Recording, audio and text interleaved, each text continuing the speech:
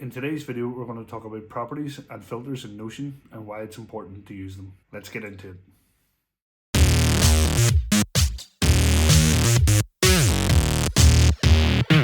Assuming you have already created your template,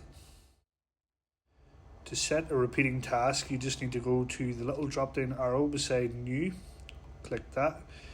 Click the three little dots to the right of your template name. You want to go to repeat.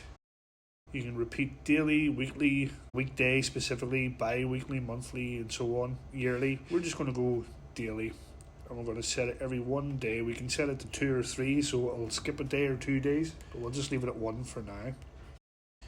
We want that to start at, say, 11 o'clock, so it will repeat every day at 11 o'clock. So we're going to start that task repeating tomorrow.